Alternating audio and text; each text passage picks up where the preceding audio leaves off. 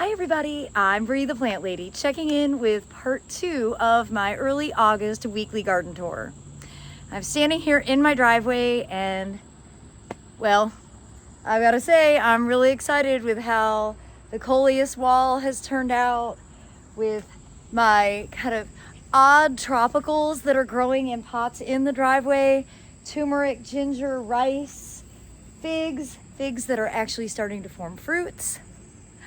And well, it's super humid.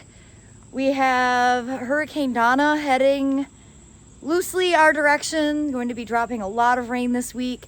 I'm expecting this isn't going to be a week where I get much accomplished outside, but that's fine because I have a mountain of computer work that does need to be addressed. And well, I'm really excited to show you that everything in the garden is growing strong and looking really great as we enter the month of August. So let me turn this camera around and give you a close-up view. Well, let me give you the view that I get from my spot on the couch, which I think is the best view of this garden, looking towards the middle of the front yard. I've got a golden panther over there chasing grasshoppers. There are a lot of grasshoppers in this garden.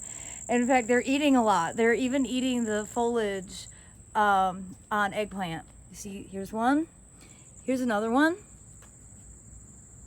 That one's a weird color. I think it's molting.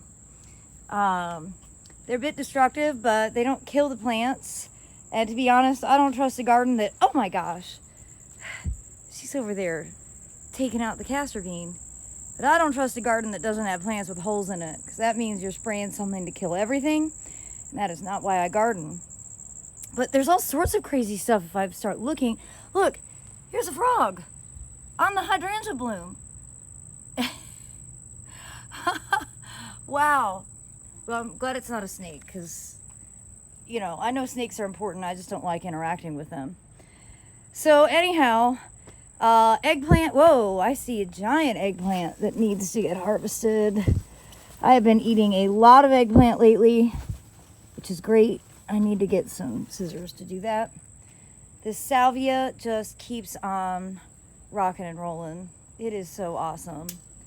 And this has been perennial. I think this is year 3. This was a trial plant. And I did do some hard cutbacks on it back in May, I think May, early June. Haven't done anything to it since. It's really filled out well. And as you can see, you know, this section of the border gave me exactly what I was looking for. I wanted white, burgundy, and my design totally came through. Falls apart a little bit up here, but as you can see, my backup plants, which you can't even see at all here because the vinca did so well, but my backup plants of Evolvulus, the blue, and the Lantana monteviensis are filling in. And so I'm pretty pleased to see how everything is doing in this border. And yeah, the castor beans, you know, I always say, like, nothing eats castor beans except except grasshoppers. But look, there she is, the huntress, here ready and waiting to take out all of the grasshoppers. Well, I was gone all of last week, and I think it was really hot and dry, and these poor hydrangea paniculatas show it.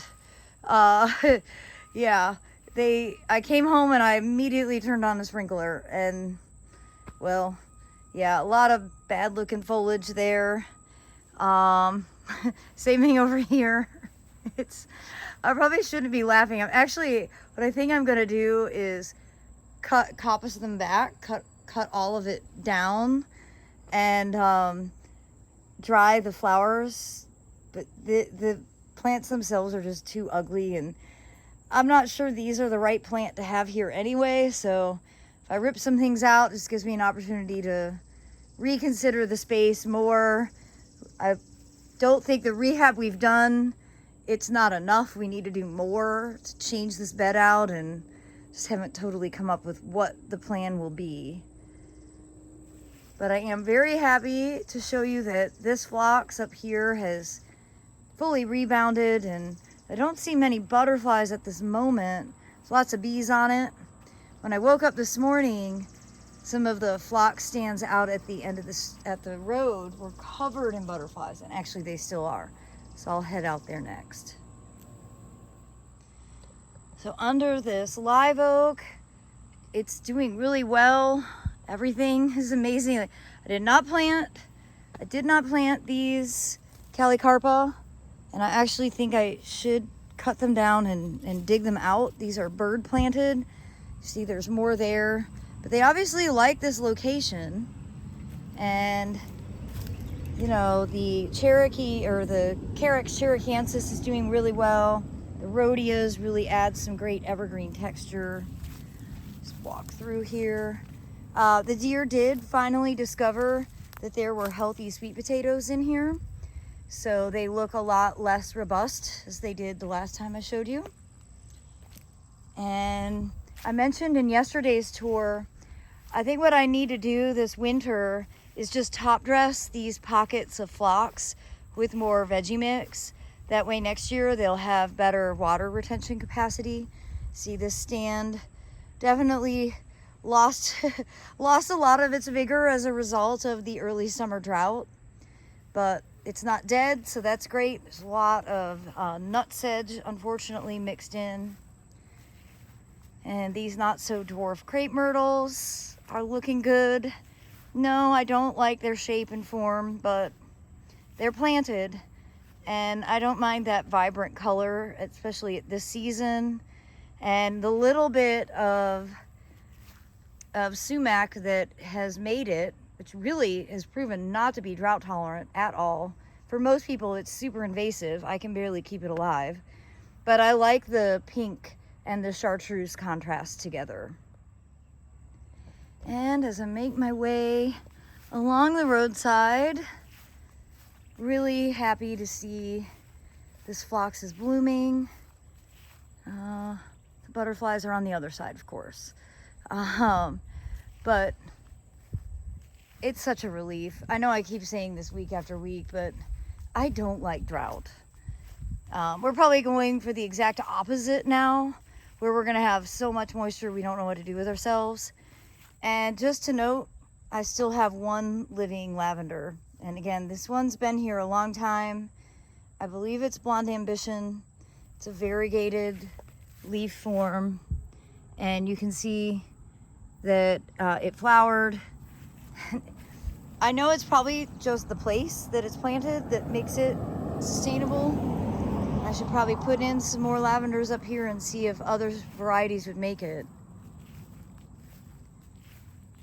And though yellow and pink really aren't my two favorite colors combined, I'm not offended by this robust Rudbeckia, nice native species. And then of course the Phlox paniculata bright eyes. Doesn't have as much activity as the big stand out back, but there are butterflies out here. That's all that matters. Well, there's a plethora of continued pollinator activity on the Pycnanthemum muticum, which was announced last week at PPA that this is the official perennial plant of 2025. So if you don't have it, you need to get some. Be on trend. It really is a fantastic pollinator magnet. Give it some room to spread, that way you won't be offended by it. But I really like it here. Again, the live oak competition. You know, this is a tree that takes a lot of resources. Not every plant thrives underneath it, but the Pycnanthemum's done very well.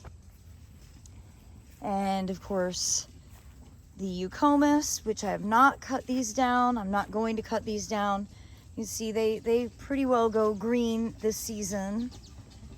And not much to report in this border. I've got a little rose that's putting up some tiny blooms.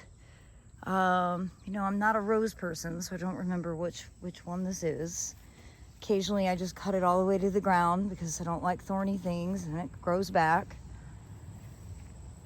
And, well, shrub border is shrub bordering. You know, it's a great break to give each property some privacy and, you know, not really all that showy at this moment, just sort of doing what it's supposed to do. All right, the wave. It's super boring. It gets eaten every day. And I found a whole bunch of seed that I had originally bought to put out here. I've decided that I'm going to go ahead and do a seeding project today after I get the Airbnb cleaned. So that is something that I'm looking forward to. I don't think that it's too late, but what is the consequence? So what? It's not going to look worse than it does. And maybe 2 or 3 things that I seed will do really well and thrive, and it'll make it look more interesting. That's always the end game, right? More interesting, because a big patch of open mulch space does not make my heart pitter-pat. Well, I do hope that you will tune in to my video tomorrow showing what wild hair I get to try and make the wave look more interesting, doing an early August seeding. In theory, this should work out great, but there's always some components, especially decreased day length, that play a role in how vigorous plants will be. So, you know, it'll be a good experiment. I have about $8 worth of seed, and if it doesn't work out, it's not really the end of the world. But like I said, hope springs eternal as a gardener, and maybe a few of the things that I seed will take off and it'll be spectacular, just in time for the fall open garden on Saturday, September 21st from noon to 4 p.m.